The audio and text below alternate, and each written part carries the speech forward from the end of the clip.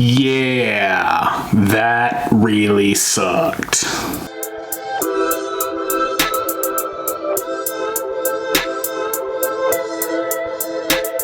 My 2019 Camaro SS1LE finally broke, and it took long enough. I gotta tell you, I'm impressed with this car and the build quality and how much. Literally, when I did this video, the shot's coming up, I'll show you. The car had 19,387 miles. And so I'm just gonna call it 19,000 when it went into the shop. So I'm gonna be honest with you. I would say there is so much stuff off camera that you guys don't see that I just beat on this car, and it takes it. This is part of the reason why I haven't modified it, is because the dealership might not have warrantied it. Yes, this part was under warranty and they took care of it, and I'll get to that in a little bit. The fact that if I had modified this car or put exhaust or flex fuel or anything on, you know, modified or, you know, made power on this car, there's a good chance that the dealership would have just said, you're on your own, dude, sorry. And I don't know if I'm gonna do this again. It's kind of a, it's, you know, it's okay for the channel, but it's kind of hard to make content and not modify your car or do anything, you know, work with a stock car. But anyways, and I hopped in my car just like normal, and I got in my car, and the day before I had smelled oil pretty good, so it was like burning oil, you know when you add oil and you drip a little bit on the exhaust manifold, you get that smell. And when I started my car up, I really smelled it. And I thought that was kind of unusual, because you shouldn't be smelling anything when you start up your car, especially when it was overnight. And we had this cold, you know, just like the rest of the country. A couple weeks ago, we had this real, it didn't even get up to zero. It was like -20, -30 overnight, and then the daytime would be like -5, -10. And I just so happened to, I just looked under my car, and that oil spill that you see in the thumbnail, that was probably about 10 seconds of running. So it was really spilling out of there pretty good. Right away, I took the car over to the dealership, ran it over there, put it up on the hoist, let them take a look at it, and it came back and told me it was the oil cooler.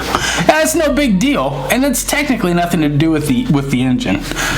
The oil cooler, it's pretty much, you know, and you'll see it coming up in the clips that I'm going to show you, but it's just, it's a cooler, but in order for it to actually work, it has to take capacity, a certain type of capacity or a certain volume of oil, and move it away from the engine, away from the heat source. And they will put it up near anywhere that's like a direct source of fresh air. And in order to move it from the motor to the cooler, you're gonna have a feed line and return line. Now the engine, when it is traveling through the RPM range, it rocks and it moves. And if you've ever seen anybody rev a motor with the car hood popped, you'll be able to see that's why they put the motor mounts on, like, you know, urethane or like a neoprene or any kind of rubber, so the motor has room to rock. This has been a problem that's plagued GM for years. I mean, probably decades. So in order to get movement, you've got to have some way for that line to flex. So that creates a weak link, and typically what happens in these GM oil cooler lines, the little O-ring will blow out. That's usually where they falter at, is those little O-rings. And mine was no different, it was the same, but it was coming out at a pretty good rate. So I'll put up another picture here, and you'll be able to see there is 3 spots. So it's probably a good thing that this car has a 2.5 gallon oil capacity, because obviously it's been leaking for like a couple days. So I park in the same spot. I'm in and out all the time, and usually when I get in my car, it's like I gotta go somewhere, I gotta get stuff done, blah blah. So we did catch it in time. I really wasn't worried about it, because when I got to the dealership, the car still had like 40 pounds of oil pressure. So motor's fine, nothing's hurt, just, you know, lost a little bit of oil, so what. This is the part where I'm having a problem, and I'm not seeing what other people are talking about.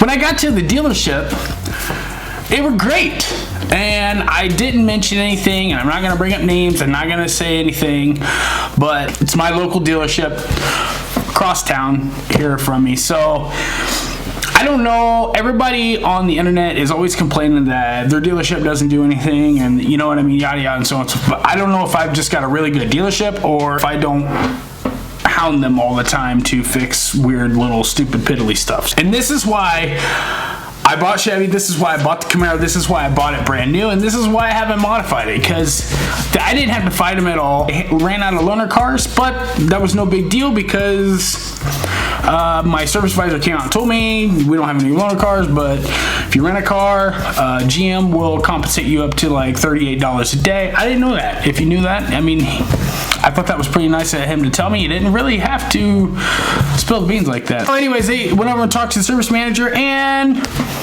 lo and behold, they got the part on order, didn't do anything, walked across the lot, pulled a brand new car off of the lot, and gave it to me. Literally. The car, I'll put a picture up, had 5 miles on it. I thought that was pretty amazing, and they didn't have to do that. They could have let me go to Enterprise or whatever to rent my car, and we could have went that route. But that's the level of service which, when I go to look and buy another car, that is going to be really hard for me to ignore. And it's going to be the one thing that sticks in my mind, because this whole experience didn't cost me a penny. I was just without my car for about a week.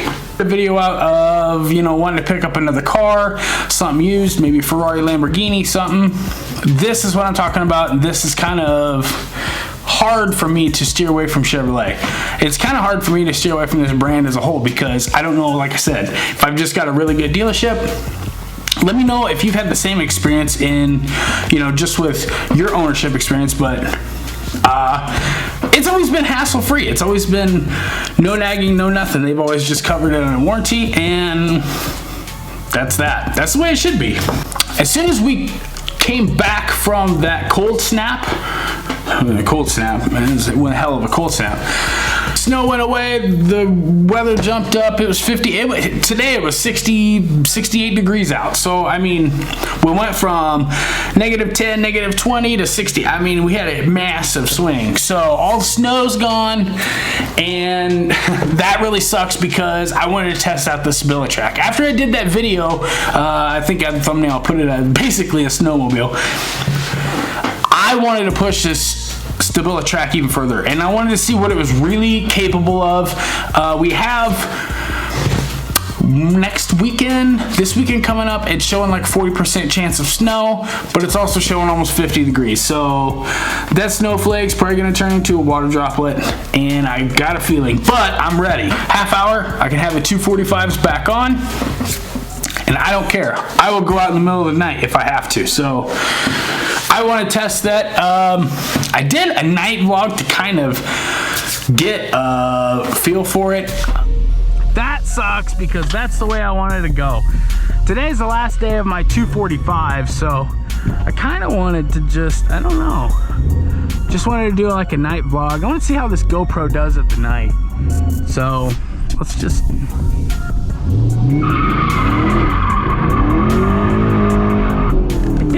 I love this car. 305s are back on, 285 305 combos back on. Loving life, that's the way it should be. When I was doing the tire change, I've noticed there's been some shock and awe comments of me actually driving this car in the snow and doing the things that I've done. Listen, man, if you're not willing to drive this car in the, you're totally missing out. You're missing out on like literally half the experience of this car. It's amazing in the summertime, and it's amazing. You know, I haven't tracked the car, but it's probably amazing at the track as well. But I'm going to say this. This car is so capable in the snow. And if you think that this car is a collector's car or anything, but even on that case, you should love me. You should be happy that I'm tearing my car apart. This car is not a collector's car. It's a Camaro, and I promise you, it is perfectly fine. It's capable. Literally, the only thing I did was I cleaned out my all-weather floor mats, and that was a chore. Everything's fine. Everything's back to normal. It looks just like it did in the fall. The car's ready to go. And it did amazing this winter. So as I was taking the wheel off and as I was changing everything out, literally, you can see on the control arm, there is a little bit of rust, and I'll rub it here, but to give you just a little bit better idea where it's at, and I'll even point it out for you. But there's a little bit of rust here and there starting to form. Keep in mind, 19,387 miles and about 17 months of ownership, driving it on the road every day. Rain, snow, doesn't matter. I'll drive my car whenever. So this is pretty much, there's a little bit on the control arm there, the lower control arm. There's a little bit, and you'll see like even wherever there's a weld.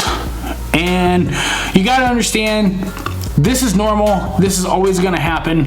Wherever there's a weld, when they make metal, because you got to take into account when they make metal and when they infuse oils and everything into cold rolled steel, hot rolled steel, all kinds. It doesn't matter. Stainless steel. There's all kinds of corrosion protection which they fuse into the metal itself. So whenever that metal gets welded and the heat, the electricity going through that metal, creating such intense heat, when that molten puddle gets so hot that it liquefies and you're beginning your welding process, it's about 5,000 degrees, 5,000, 6,000 degrees. So any kind of oil or any kind of corrosion protection is fried out of there. I mean, it is done. So when that puddle cools off and it re-solidifies, it's without corrosion protection unless you're using something like a weld-through primer, or you come back through and try to put something on top. You're not going to get it in the middle, but you're going to get it on top of that weld, and something's better than nothing. So you are always going, that's where the rust is always going to start first, because it's unprotected and it's vulnerable. And you'll see on the control arms, that's where it starts first. Here's a little trick I learned. I use this Fantastic as a quick detailer for my calipers. It will cut through the grime, and it's not like caustic enough to dull the shine on the powder coat on your calipers. So it works really great. Cuts through the brake dust, does not affect the shine or gloss level of your calipers at all. So as a shot of undercarriage, you can see everything looks just fine. And 2 years of ownership, going through winter, going through salt brine, I wash my car maybe once a week or whatever. I'll run it through a touchless car wash. Everything looks just as normal it is. There's the brake ducts that you can see all the way right through the front bumper cover. You can see the aluminum stuff unaffected. The metal stuff, it's just starting to rust where the welds are. This car is fine. It's fine to drive this car in the wintertime. And also, I did get some shots of that exhaust. And the flat spot in the exhaust, which everybody's talking about and everybody's so concerned with, CSP. Andrew was talking, they've even had cars on the dyno supporting 800 horsepower with those flat spots still in there.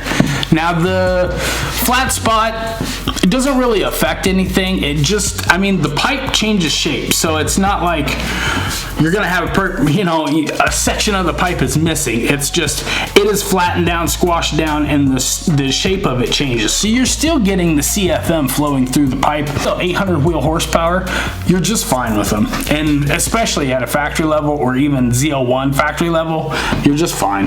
So I thought I'd come on here and just make a video real fast, why I haven't been posting, where I've been, what I've been doing. The night vlog, I really like the night vlog, but the GoPro, even those little tiny sensors just can't capture enough light. If it's something that you like, I'd definitely be down to do some more. But if it's something you like, comment below. If you don't, that's fine too, because I completely understand. The only thing you can see is my instrument cluster and whatever the headlights see. So, but anyway, anyways, guys, thanks for watching. Thanks for hanging out with me. Give this thing a big thumbs up. Don't forget to subscribe, and I'll catch you guys on the next video. See ya.